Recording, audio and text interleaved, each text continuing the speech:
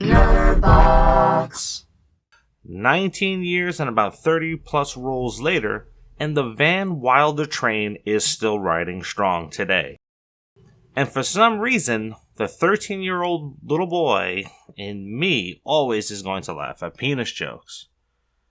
Free Guy is one of those films that could have been a disaster due to having begun production under Fox prior to being bought out, and then being finished under the watchful eye of the House of Mouse. Welcome back to another episode of the Popcorn Confessional, where we're going to discuss if the film was good or not.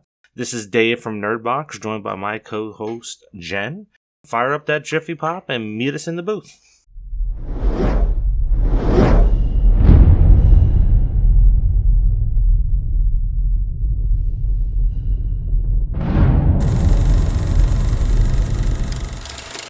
Guy, played by Ryan Reynolds, is living the life of an NPC, a non-playable character.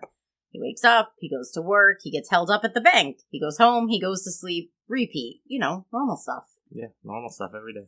Until one day he crosses paths with Molotov Girl, which he believes is the girl of his dreams.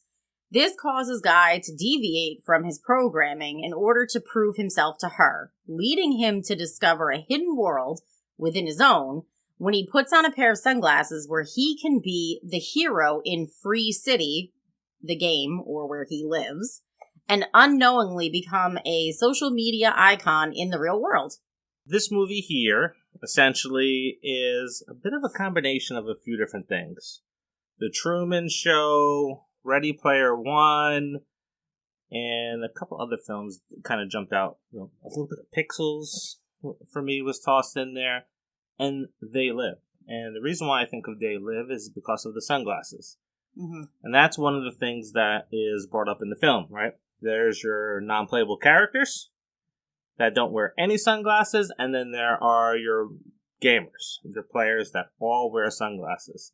Mm-hmm. And as you've seen in the trailer, Ryan Reynolds happens to get his hands on one of these glasses, and he puts it on, and it's like instant They Live. There's the truth that's out there. The one thing that was really cool, too, was all the, apparently Ryan Reynolds put in a lot of favors to get some people or things in this movie. Not going to say who or what, but you're going to love it when you see it, and it's hilarious. But, yeah, it was. I liked all of that. I thought that was pretty cool. Yeah, there's a lot of Easter eggs in here that touch on movies, that touch on games, and, you know, this is kind of a movie that's for multi-generations. Yeah. So probably a lot of people our age are going to be like, who the hell are all these kids that are in it? But there's YouTubers in it too. So like my daughters are watching it. It's like, oh, I know that person. Yeah, they knew all their names. I had no clue who they were talking about. I knew one, the Irish guy. He annoys the hell out of me. So this movie had good comedy. Absolutely. It had decent action. If you're a comic book fan, it kind of seems to be pushing for Ryan Reynolds versus the Disney universe. You'll understand as you watch the entire movie. And the story moved along pretty good. I think there's some good characters. I think there was a lot of good chemistry between them.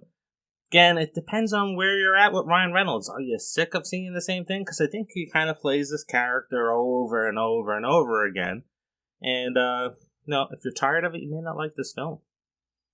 He's good at it. He has a really good delivery, and no matter what movie he's in or what line he has to say, he brings something to it that I don't think somebody else could bring to it. Mm-hmm. Yeah. Pacing was good. Mm-hmm. Action was good. Comedy was good. Now, here is Are we something going with the rating?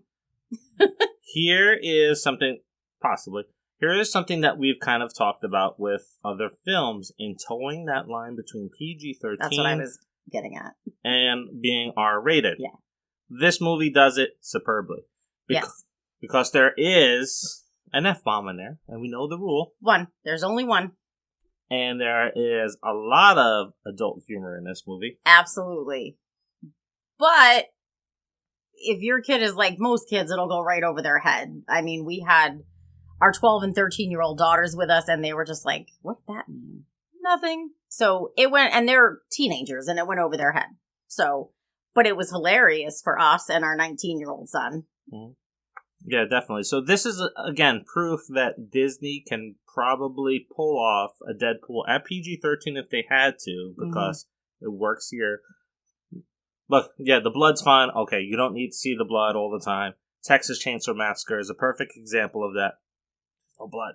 And it made people sick. So let the mind and the imagination do some of that for you. And then the language, you don't always need to see the language too. So this definitely towed the line perfectly. And that's where I thought Disney was going to screw it up. Because Fox was going for a harder movie, a harder edge. And then Disney got their hands on it. It's like, oh, here we go. They're going to screw this whole thing up. And we figured that's it. That's over. It's going to be more like PG than anything else. But I mean, I would call it a hard PG-13. Yes, just definitely. Because of the adult references. But it was great for the whole family. I mean, we all laughed our asses off. What's your rating on it? I'm going to give it an A. An A? An A. Not me. I am going B-. Because it's good for the entire family. It has rewatchability, good action. I think a sequel could do damage to this first film and how well it is. I stand by my A. I laughed my ass off. That's all that counts. I thought that the acting was good. I really liked, I mean, I love Ryan Reynolds, but Joe Keery was in it. If you don't know who he is, he's in Stranger Things. He's also in Spree.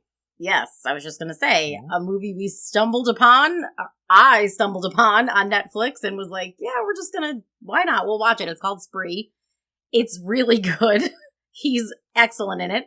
And then we also have Guy's best friend in this movie, Buddy, played by Lil Rel. Can't go wrong with him, right? What did you think about this movie? Are you going to see it? It only did around $30 million, I think, in the box office. So are you waiting for it to come home on Disney Plus? The last few trailers kind of turn you off when they showed like Ryan Reynolds as a big beefy stud. That was a little scary, but you'll understand once you watch it. So let us know in the comments what you think about this. Like this video. We appreciate you watching the videos. Subscribe to the channel and share the video. Help us build out NERDbox to be bigger than what it is and to offer more content that you like. And let us know if you want to see something special on the channel. Until the next. See ya.